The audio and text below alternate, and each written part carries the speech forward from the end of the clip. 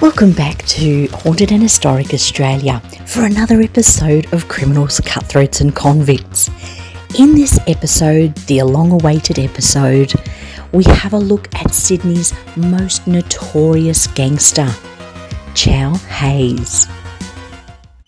Now, you'd have been living under a rock if you hadn't heard the term Razorhurst or Razor Gangs, which related to the time of late 1920s to early 1930s. Chow Hayes wasn't really mentioned in the Underbelly Razor series televised on the 9 network back in 2011, which raised our interest in Chow particularly. Who was this mysterious, notorious gangster that was deliberately left out of the Razor series?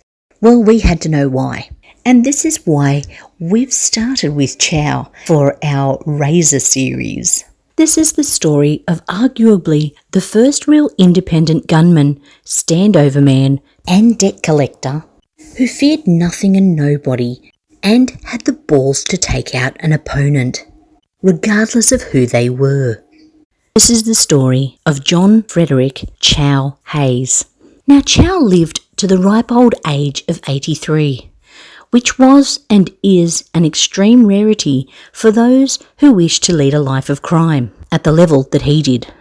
He was the first man in the country that law enforcement coined a gangster, and the reason he outlived all others who were around in those very vicious, cutthroat and brutal years spanning from 1925 to 1951 was because he had staying power. And he was just that little bit more willing and tenacious than the next bloke. Chow himself put it down to his willingness to fire into the body of an enemy or would-be tough guy first, and do so properly to kill you, not to wound you so you could then recover and come looking to give him a receipt. The current affairs of the Sydney underworld is certainly nothing new, nor is it any way more intense and or other players more memorable as they've been decades past in the underworld conflicts, or the players within the original Sydney Maloo throughout the 20th century, which we shall see more of in detail in the upcoming episodes planned for Criminals, Cutthroats and Convicts series.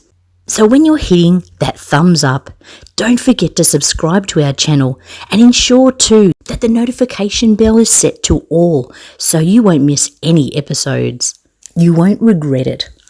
It seems that Chow Hayes had an uncanny knack and determination to outlive a foe that saw him actively seek out a wannabe gangster who, for example, was running about town telling stories that they were going to knock Chow. And if he got wind of someone big noting and tossing about even idle threats such as that, he would hit the streets and track them down, silencing them for good.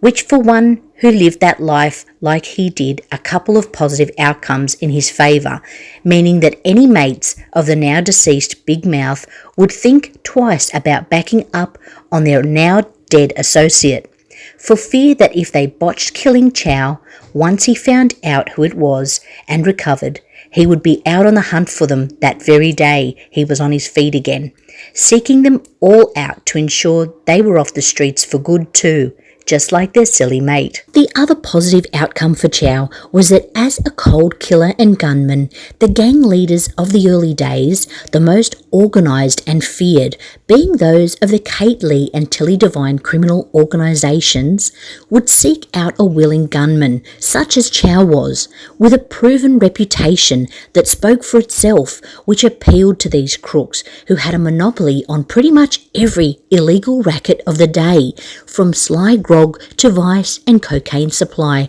as an example, that could benefit from having a man like Chow Hayes to enforce and carry out anything from killings, standover tactics to debt collections and more. Chow was aligned more often than not with the Kate Lee gang and did work directly for Kate herself. Both Kate and Chow had a mutual respect for each other. Times Chow ended up receiving prison terms, she'd always ensure his family never went without while he was locked up and unable to provide. John Frederick Chow Hayes, or as by his family as a youngster, Jackie, was born in country New South Wales in a town called Barradine near Coonabarabran on September the 5th, 1911. Chow's father, Mr. Robert John Hayes, born approximately 1891, wanted to serve his country, as was the character of the men in those days, in the Great War, or First World War, 1914. He decided to move the family, including young Jackie, only 3 years old at the time, to Sydney, inner Sydney in fact, so he was able to enlist with the Light Horsemen, which he did seeing action in various theatres of Europe and Egypt.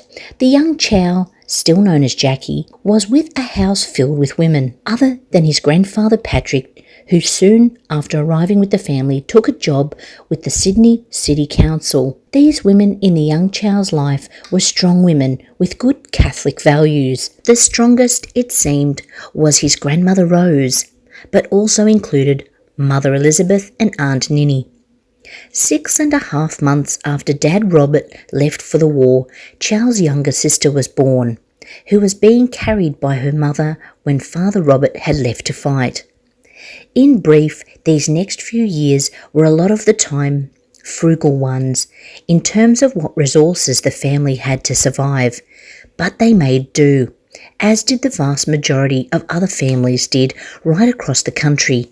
Young Chow was encouraged to take an interest in school and dodged the inevitable until the age of 7, was enrolled into the St Benedict's Parish Catholic School on the corners of what is today Broadway and Abercrombie Street in Surrey Hills, approximately 800 metres from a place which Chow would soon know extremely well and be the hub of his chance practice, all things he'd need to become the feared legend of his time and beyond, underworld figure that was Chow Hayes.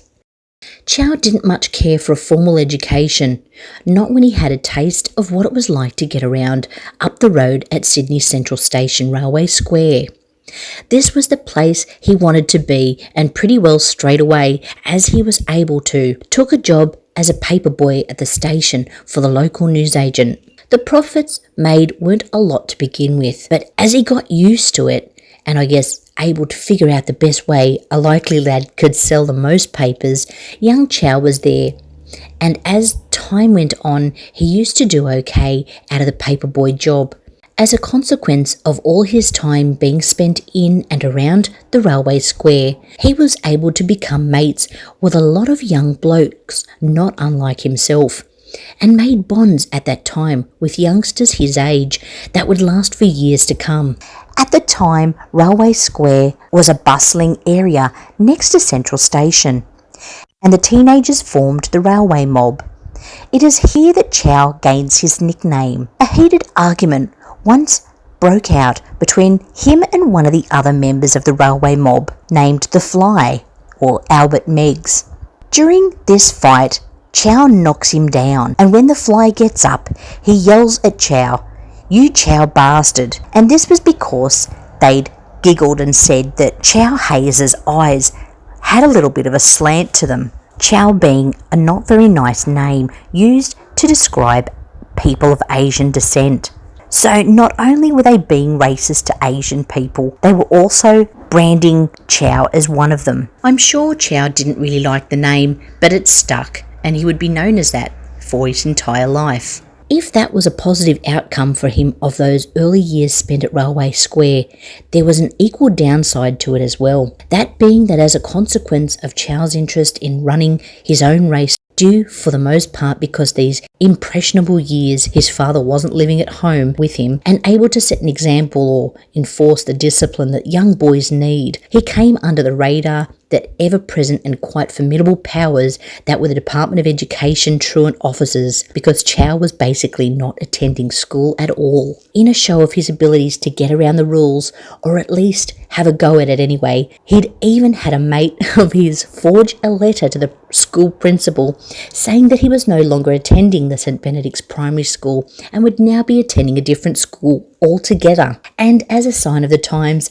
I guess being a more trusting era, less chance of anyone taking the time to formally inquire as to the validity of this letter stating he was leaving the school, no one followed up on it, and it was taken as fact and left at that. It was only in Chow doing a good deed, although It involved stolen property in the form of a box of expensive chocolates that him and his mate had opportunistically lifted from a delivery truck in Haymarket one morning, several boxes as the story goes, that his planned exit from the school and the way in which he was able to do so was brought to the attention of Grandmother Rose and his immediate family. So Chow ends up with one box of these expensive chocolates out of the joint score the young blokes had made that day. And to stay sweet at home and set some praise for the family, young Chow presented the chocolates to his grandmother. Upon receiving such a lavish gift for a family who were living a very basic existence, his grandmother said, "Chow, where did you get such a lavish and luxurious item such as this assortment of chocolates?" To which he said, being quick to provide in his mind a suitable reason for them being gifted by him, "I won them at school. In a raffle, Granny. I got first place," smiled Chow. To which his grandmother, being a good Catholic and not comfortable with such luxuries being given to her or being consumed in her household, "These are far too good for me, Jackie. I'm taking them back and giving them to the school principal, Brother O'Connell, to have them re-raffled by the school board." Not surprisingly, when Grandma Rose returned the chocolates to the school, not only did she find out that young Chow, Jackie, had some months ago changed schools as per the letter that came from the family, which of course was a forgery, and Chow hadn't been attending school for all those months. But there was no such raffle, and therefore no way Chow could have won these chocolates as the first prize. At which time Rose realises that not only had he been lying about attending school for months, heading off daily at the right time to swing straight in the direction of Railway Square once out of sight, but he'd also stolen these chocolates to make matters worse.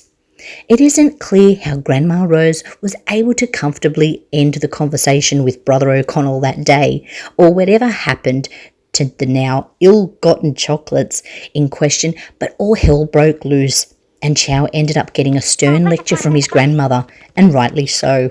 At the conclusion of Chow's father's time fighting in World War I, he sustained some quite serious injuries.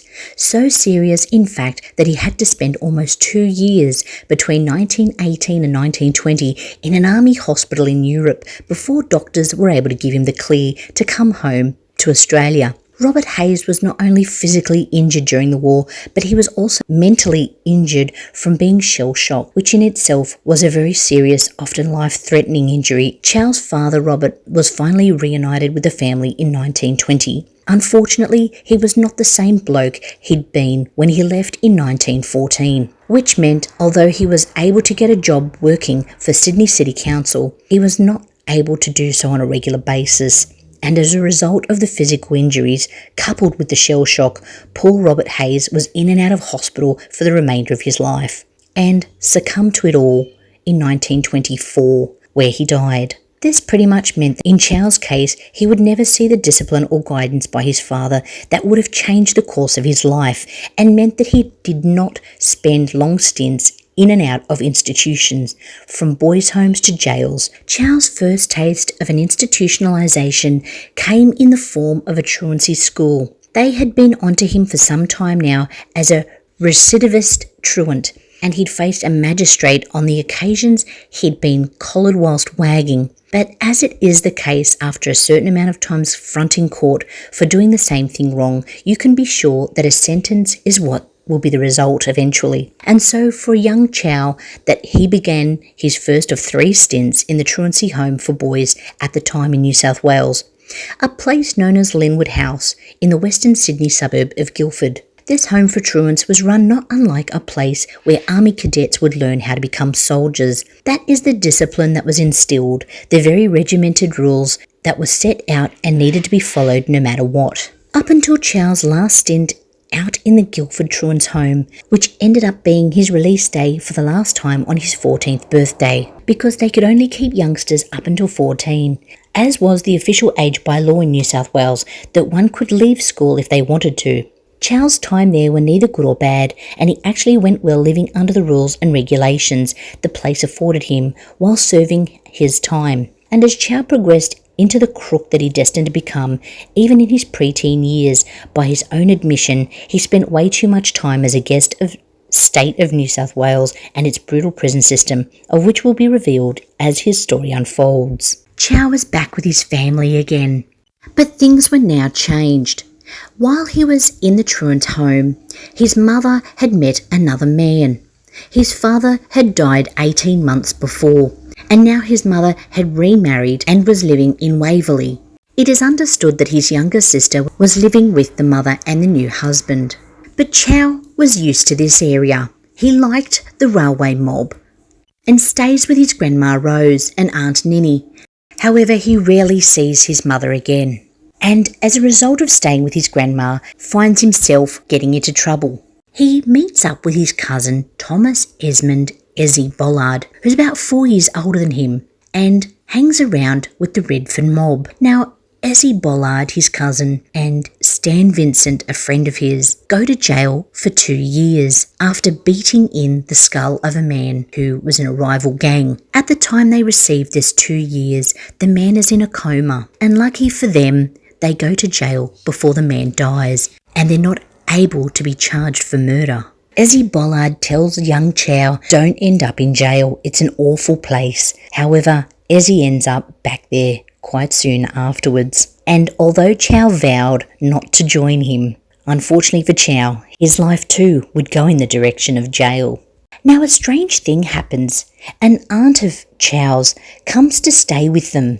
After Chow hurts his hamstring from jumping from a train, his grandmother applies some kind of a deep heat or cream to his leg, and on one occasion, the aunts ask to apply the cream because for some reason the grandmother can't that day. But this leads to several sexual encounters between Chow and his aunt Esme. Although Chow states she wasn't much to look at, he quite enjoyed his introduction to his first sexual experiences. After some time, Aunt Esme disappears and he goes back to a life of crime. Now in Sydney at the time, as mentioned before, it's a very trusting place, and most people wouldn't assume that someone was out to get them. Unfortunately, too many people trusted young Chow. They saw a boy who may have looked innocent enough, but Chow would take advantage of them. This included news agencies employing him as a paper boy and a chocolatier employing him to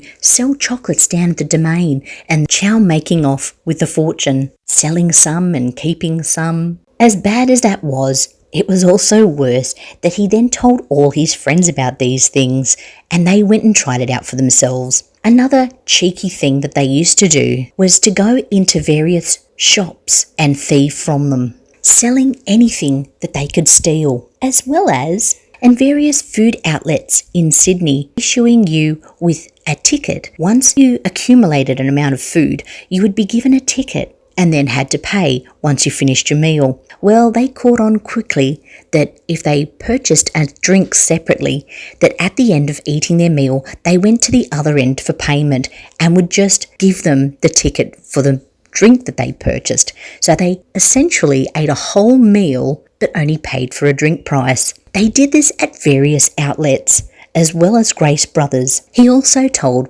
many of the Redfern mob about this, and the word got around so vast that many people, including families with many children, would go there to get a good meal, even though they couldn't afford to. But using the technique of buying a drink and only paying for the drink ticket at the end of the meal, many made off with a good feed, paying basically nothing at all. Chow and his Redfern mob got up to a lot of cheeky stunts. Not only did they affect many of the Anglo-Saxon community, but they also affected the Chinese community who were selling at the markets. If the Chinese men fell asleep while riding their carts into town, the Redfern mob members would turn the horse around and have it point the other direction. They would wake up almost back to where they started and have to turn around again and go back. Apart from this petty thievery, they annoyed the local cops at Regent Street and soon made a name for themselves, which wouldn't help Chow later on when he got into bigger trouble. The fun ended when he was caught pushing newspapers out of a tram that delivered the newspapers around. He was caught by a policeman on push bike who noticed them pushing the newspapers out of the tram at the back. They ran as fast as they could. He knew he was faster than his mate Billy, but in watching over his shoulder at the policeman, who was quite far away at the time, he tripped on Billy's heel and hit the deck. The policeman caught him, and this is where he ends up sent to Gosford Boys' Home. This would also be where he would meet a lot of the men that he would come into contact with in Sydney's crime world.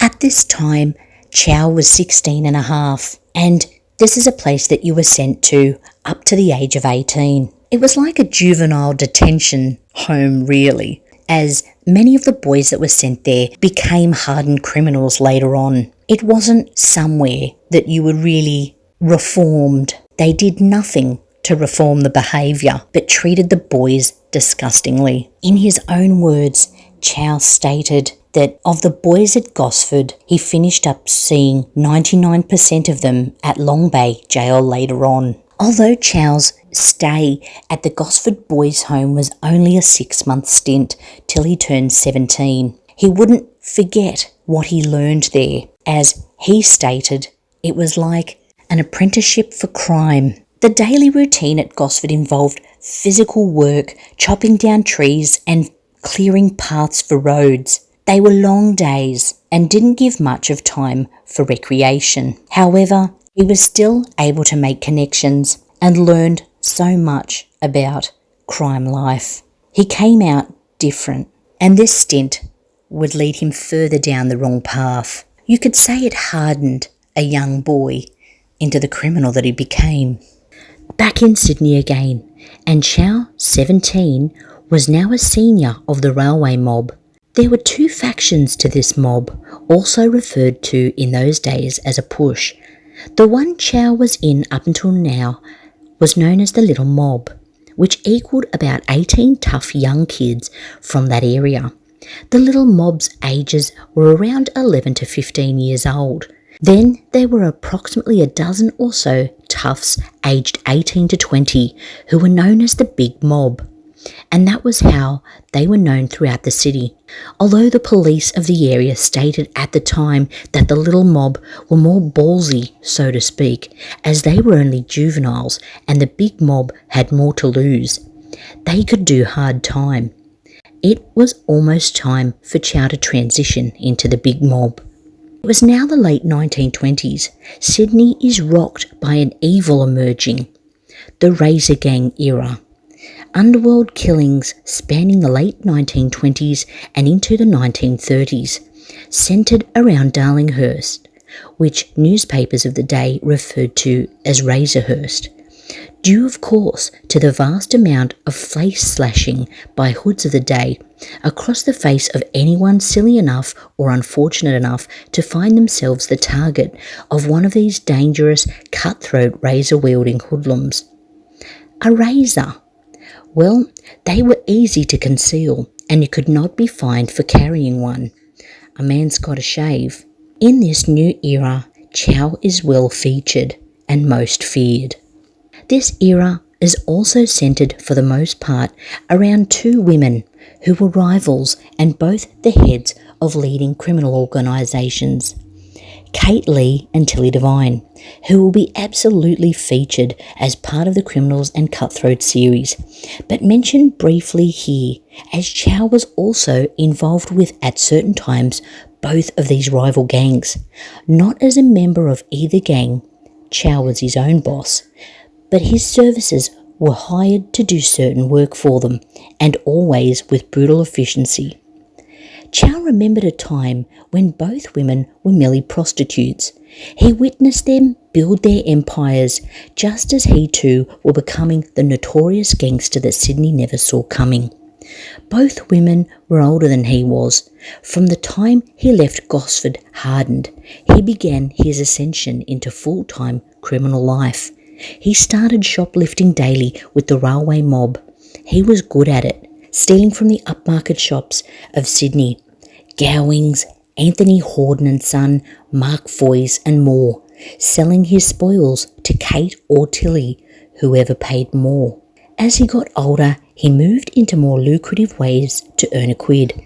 It was also at this time in the years of 1926 to 27 that Chow made many acquaintances from the underworld that added to his existing mates in railway mobs and enemies who would play large roles in the decades that followed. The truth is, Chow Hayes would become bigger than the criminal organisations, even that of Cately and Tilly Devine. They would fear him because they knew full well that to be opposed to Chow was never going to end well for them. If he had his sights set upon any of them, no matter how well connected they may be, they were going to come off second best, and always did. The moment Chow decides to purchase a firearm and leave the razor behind, he transforms from big mob member to a big effing deal. Stay tuned for the next part in this 3-part Chow special, because only a 3-part special could handle the life of such a madman, who outlived, as mentioned, most of, if not all, the crooks of his time.